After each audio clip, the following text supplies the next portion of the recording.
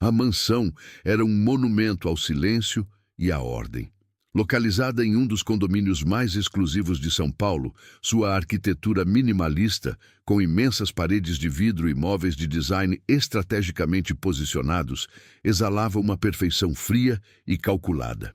Do lado de fora, o jardim parecia uma pintura, com cada folha e cada flor em seu devido lugar, intocadas pela desordem do mundo. Dentro, o ar era rarefeito, e o silêncio, quebrado apenas pelo zumbido distante de algum aparelho eletrônico, pesava como uma presença física. Laura Azevedo se movia por esses corredores como se fosse parte da decoração. Elegante, contida e impecável. Seus passos eram silenciosos sobre o piso de mármore. Seu rosto uma máscara de controle que escondia o vácuo crescente em seu peito. Um eco da solidão que nem a mais perfeita das casas conseguia preencher. Naquele final de tarde, a tensão era quase palpável. Laura precisava resolver uma chamada de trabalho urgente, algo que não levaria mais do que 10 minutos. Daniel, seu namorado, sorriu com aquela calma sedutora que a havia encantado no início, oferecendo-se para ficar com Guilherme na sala de brinquedos. Ao entregar o filho nos braços dele, Laura sentiu o pequeno corpo do menino enrijecer instantaneamente. Foi um movimento sutil, quase imperceptível para um olhar desatento, mas para uma mãe era um alarme silencioso. Guilherme não chorou. Apenas agarrou a blusa de Laura com mais força, seus olhos grandes e expressivos fixos nos dela, transmitindo um pânico mudo. Daniel, percebendo a hesitação dela, apenas ajeitou o menino em seu colo e disse com a voz macia: "Pode ir, meu amor. Nós vamos ficar bem aqui te esperando a mamãe voltar." Laura tentou se concentrar na ligação, mas as palavras do cliente pareciam distantes, abafadas por uma intuição que gritava cada vez mais alto. O som veio de repente, rasgando a quietude da casa.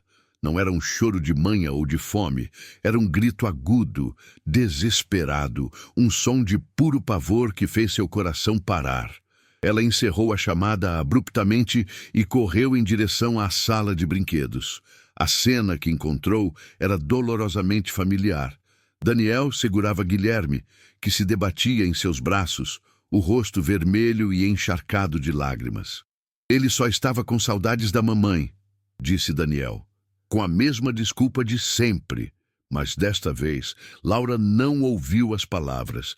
Ela ignorou a fachada de preocupação e olhou diretamente para os olhos do seu filho. O que viu ali não era saudade. Era terror, puro, absoluto e inconfundível. Naquela noite, muito depois de Daniel ter ido embora e a casa ter mergulhado novamente em seu silêncio opressor, Laura segurava Guilherme adormecido em seus braços, sentindo o tremor ocasional que ainda percorria o pequeno corpo.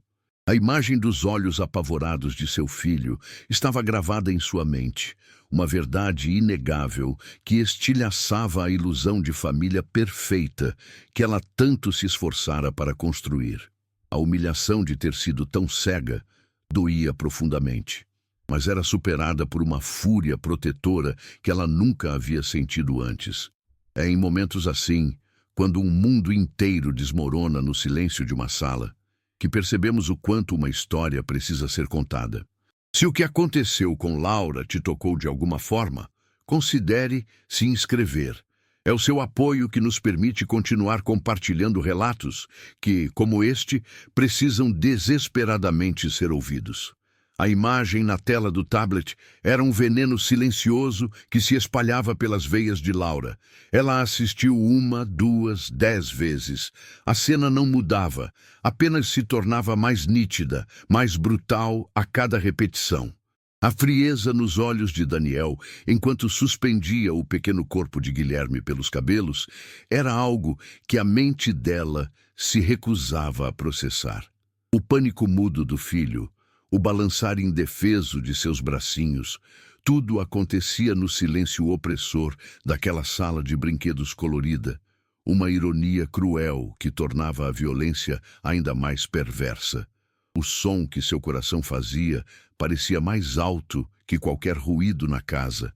Era a batida surda da culpa, da negação se desfazendo, da verdade monstruosa que ela havia convidado para dentro de seu lar, para perto da única pessoa que jurou proteger acima de tudo no mundo.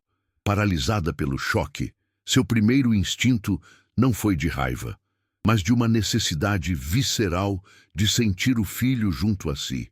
Deixando o tablet sobre a mesa de centro como uma peça de evidência tóxica, ela subiu as escadas com pés de chumbo, cada degrau um eco de sua falha. No quarto, iluminado apenas pela luz suave de um abajur em formato de lua, Guilherme dormia. O peito pequeno subia e descia em um ritmo tranquilo, os cachos claros espalhados pelo travesseiro. Laura se aproximou e tocou seu rosto, sentindo o calor de sua pele, a inocência intocada em seu sono.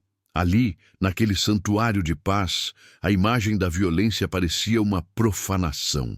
Ela se sentou no chão ao lado do berço, a guardiã que havia falhado em sua vigília, jurando silenciosamente que nunca mais o faria. A memória de sua própria infância a assaltou na escuridão. Laura crescera em um apartamento funcional, com pais que, embora presentes fisicamente, eram emocionalmente distantes. O amor era medido em conquistas, em notas altas e comportamento exemplar. Faltava o calor, o abraço espontâneo, a sensação de ser amada incondicionalmente. Foi essa ausência que a impulsionou a construir seu império de concreto e vidro, uma fortaleza de sucesso para preencher o vazio. E foi essa mesma carência que a deixou cega para Daniel. Ela não buscava apenas um parceiro, buscava o arquiteto de uma família perfeita, a peça que faltava para completar a fachada impecável que ela apresentava ao mundo. Ele era o sorriso fácil, a promessa de um lar completo, e ela se agarrou a essa ilusão com a força de uma vida inteira de anseios. Daniel havia entrado em sua vida como uma brisa suave em um dia abafado. Ele era charmoso, atencioso e parecia genuinamente encantado não apenas por ela, mas por Guilherme. Ele trazia presentes, contava histórias e pacientemente tentava conquistar a confiança do menino. Laura via nele a figura paterna que seu filho não tinha e o companheiro que sua solidão clamava. Ele elogiava sua força, sua independência, mas também sabia exatamente como explorar sua vulnerabilidade, falando sobre futuro, sobre construir memórias juntos naquela casa imensa. Ele se encaixava tão perfeitamente na imagem que ela tinha em sua mente que ela nunca parou para inspecionar a estrutura por trás da bela fachada. Ele era a promessa de normalidade, de calor humano, e ela estava desesperada demais para questionar a autenticidade de seus sentimentos. Agora, com os olhos abertos pela verdade crua, os últimos meses se desenrolavam em sua mente como um filme de terror. As pequenas coisas que ela havia descartado como irrelevantes ganhavam um peso insuportável. A forma como Guilherme se encolhia quando Daniel se aproximava, os choros que começavam sempre que ela saía do cômodo, as desculpas sempre prontas e plausíveis demais. Ele está na fase da ansiedade de separação, diziam os livros. Ele só quer a mamãe, Daniel repetia com um sorriso compreensivo. Cada lembrança era uma facada de culpa. Como ela pôde interpretar terror como manha? Como pôde aceitar desculpas quando a verdade estava estampada nos olhos aterrorizados de seu filho? A vergonha de ter sido tão completamente enganada queimava quase tanto quanto a dor de sua falha como protetora. Ao amanhecer, a luz pálida que entrava pelas janelas de vidro encontrou uma mulher transformada. O choque havia se solidificado em uma resolução fria e inabalável. A dor não havia desaparecido, mas agora era combustível. Ela não era mais a mulher que buscava a perfeição, mas a mãe que buscaria justiça. O mundo que ela construiu podia ter desmoronado, Mas em suas ruínas, ela encontrou uma força que não sabia possuir. É nesse silêncio, antes da tempestade, que a força de uma mãe renasce. E é por histórias como a dela que pedimos seu apoio. Inscreva-se, pois cada voz que se junta a nós ajuda a quebrar um silêncio que nunca deveria ter existido. A decisão foi tomada antes mesmo que o sol estivesse totalmente no céu. Ela não iria apenas expulsá-lo de sua vida. Ela iria garantir que ele nunca mais pudesse ferir ninguém. O telefonema para a polícia foi o primeiro passo em um caminho que ela sabia ser longo e doloroso. Sua voz, normalmente firme e no comando, tremia ao relatar os fatos para um oficial do outro lado da linha. Cada palavra parecia tornar o pesadelo mais real, tirando-o da privacidade de sua casa e expondo-o à luz fria do sistema legal. A casa, antes um símbolo de sua autonomia, agora parecia uma cena de crime. Os brinquedos espalhados pela sala, antes sinais de uma infância feliz, agora pareciam testemunhas silenciosas de um ato covarde. A formalidade do processo, as perguntas protocolares, a necessidade de transformar sua dor em um boletim de ocorrência, tudo aquilo era o início de uma batalha que ela lutaria não com sua inteligência de negócios, mas com a fúria de uma leoa protegendo sua cria. A reação de Daniel, quando confrontado pelas autoridades, foi exatamente como ela esperava. Uma mistura de negação ultrajada e manipulação calculista. Ele não demonstrou remorso, apenas indignação por ser acusado. Rapidamente, a influência de sua família entrou em cena. Advogados caros foram contratados. E a narrativa começou a ser torcida. De repente, a vítima era ele, alvo de uma mulher instável e vingativa. A história que ele começou a tecer para o mundo era a de uma mãe excessivamente protetora, talvez até desequilibrada, que não suportava ver o filho criar um laço com uma nova figura paterna. Laura percebeu que a luta não seria apenas contra o homem que feriu seu filho, mas contra um sistema que muitas vezes está pronto para duvidar da palavra de uma mulher. O julgamento social veio em seguida, sutil e cortante. Amigos em comum ligavam, não para oferecer apoio, mas para ouvir o outro lado. Surgiram sussurros em jantares e grupos de mensagens dos quais ela fazia parte. Será que não foi um mal-entendido? Alguns se perguntavam. Ela sempre foi tão controladora, talvez tenha imaginado coisas. A solidão, que antes era uma presença fantasmagórica em sua mansão, tornou-se sua companheira constante. Ela se viu isolada, com sua dor e sua certeza como únicas aliadas. A fachada de sucesso que ela tanto cultivara agora a tornava um alvo fácil para o ceticismo. A mulher que parecia ter tudo era agora vista como alguém que poderia ter inventado tudo. Uma narrativa conveniente para uma sociedade que prefere não acreditar no mal que se esconde atrás de um sorriso bonito. Em meio ao caos externo, Laura criou uma fortaleza de amor ao redor de Guilherme. A mansão, com suas paredes frias e espaços abertos, foi transformada em um ninho. Ela arrastou um colchão para o quarto dele e passou a dormir no chão, ao lado de seu berço, para que ele nunca mais se sentisse sozinho na escuridão. Os dias eram preenchidos com atividades simples e tranquilas. Montar blocos no tapete, ler livrinhos com vozes engraçadas, ouvir música suave. Ela observava cada pequeno gesto, cada sorriso hesitante que começava a voltar ao rosto dele. A comunicação entre eles se aprofundou, tornando-se uma linguagem de olhares, de toques, de uma sintonia que transcendia as palavras. Era nesses momentos, sentindo a respiração calma de Guilherme em seu peito, que Laura encontrava a força para continuar a luta que travava do lado de fora. A primeira reunião com sua advogada, uma mulher de olhar firme e fala direta, foi um banho de realidade. Ela deixou claro que o caminho seria árduo.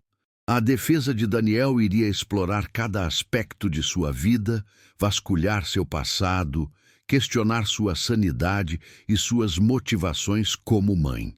A gravação de vídeo era uma prova poderosa. mas eles tentariam invalidá-la, alegando que fora editada ou tirada de contexto. Eles vão tentar te quebrar no tribunal, Laura.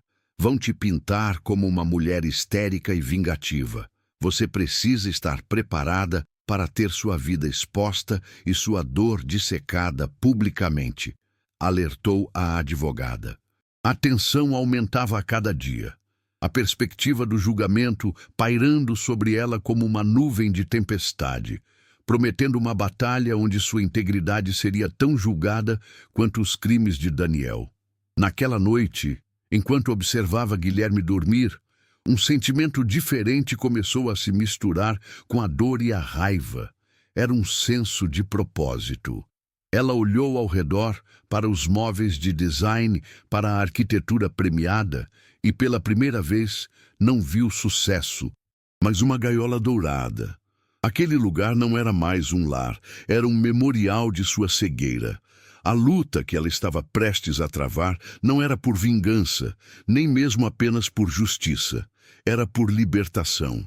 Libertação do medo, da culpa e da ilusão de uma vida perfeita.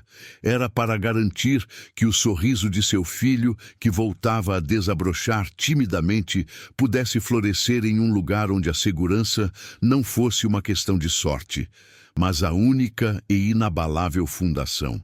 A decisão de vender a casa, de deixar tudo aquilo para trás, começou a tomar forma em sua mente. O dia no tribunal amanheceu cinzento, um reflexo perfeito do peso que Laura carregava nos ombros.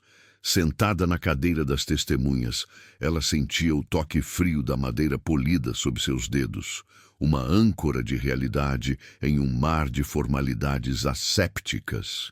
O advogado de Daniel, um homem de terno caro e sorriso condescendente, caminhava diante dela. Cada pergunta, uma pequena pacavando em busca de uma fraqueza, de uma contradição que pudesse usar para demolir sua credibilidade. Ele falava sobre sua carreira exigente, sobre as horas que passava no escritório, insinuando uma negligência sutil, pintando o retrato de uma mãe ausente que agora, por culpa ou histeria, projetava seus medos no parceiro perfeito. Laura o ouvia em silêncio, sua respiração calma e ritmada. Ela não estava ali para defender sua carreira ou seu passado. Estava ali como a guardiã da verdade de seu filho. A senhora admite, então, que por meses não notou absolutamente nada de errado, que vivia sob o mesmo teto que um homem que agora a acusa de atos tão monstruosos e, mesmo sendo uma mulher tão inteligente e controladora, foi completamente cega? A pergunta do advogado ecoou pelo silêncio do tribunal, carregada de sarcasmo. Ele esperava uma negação, uma explosão de raiva, qualquer coisa que a fizesse parecer instável. Em vez disso, Laura ergueu o queixo e olhou diretamente para ele, sua voz saindo clara e sem um pingo de hesitação. Sim, ela disse, e a simplicidade da palavra pareceu sugar todo o ar da sala. Eu admito. Eu estava cega, cega pelo meu desejo de construir uma família perfeita, cega pela minha própria carência, cega por uma fachada que eu mesma ajudei a construir. Eu falhei em ver o monstro. Essa foi a minha falha. Ela então virou seu olhar, passando pelo júri, pelo juiz, até pousá-lo diretamente em Daniel. Pela primeira vez, ele não conseguiu sustentar o olhar. Mas a minha falha termina onde a verdade do meu filho começa, continuou ela, a voz agora carregada de uma força que parecia brotar do centro da terra. Eu posso ter falhado em te enxergar, disse ela diretamente a ele, mas nunca mais vou falhar em proteger meu filho. Aquele choro que eu ignorava, que eu tentava justificar, não era manha, não era saudade, era terror. O choro dele era a única verdade naquela casa, e eu finalmente a escutei. E essa verdade é a única coisa que importa hoje aqui. O silêncio que se seguiu foi absoluto, quebrado apenas pelo som quase inaudível de um jurado fungando. A máscara de controle de Laura havia caído, revelando não a histeria que a defesa esperava, mas a força inabalável de uma mãe. O veredito pareceu uma formalidade depois daquele momento. Quando o juiz leu a palavra culpado, não houve uma explosão de alívio em Laura. Em vez disso, uma calma profunda se instalou em seu corpo, como se um peso que ela carregava por uma vida inteira tivesse finalmente sido pousado no chão.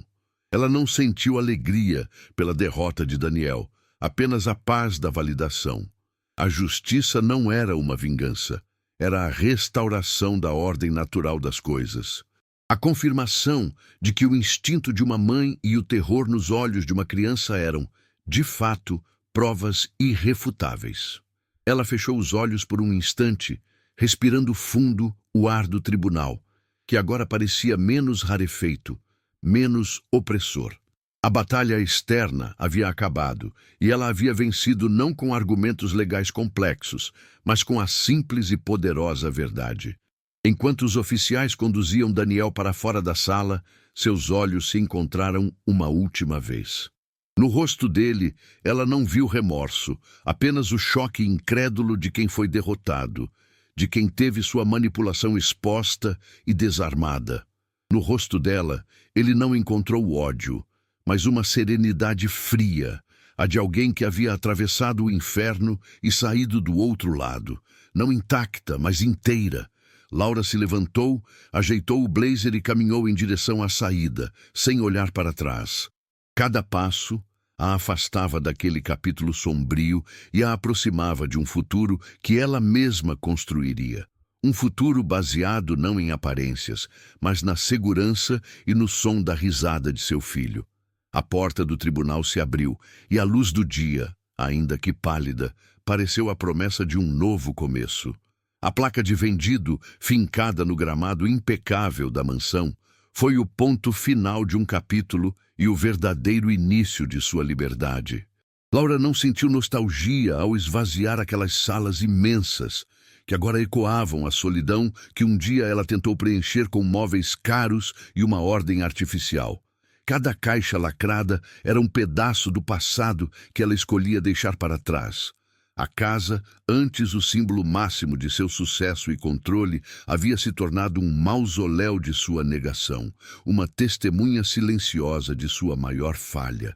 Ao fechar a porta pela última vez, com a pequena mão de Guilherme segurando firmemente a sua, ela não olhou para trás. O futuro não estava em estruturas grandiosas, mas na promessa de construir um lar, um lugar onde as paredes não servissem para esconder a dor, mas para abrigar a segurança e o som de risadas genuínas.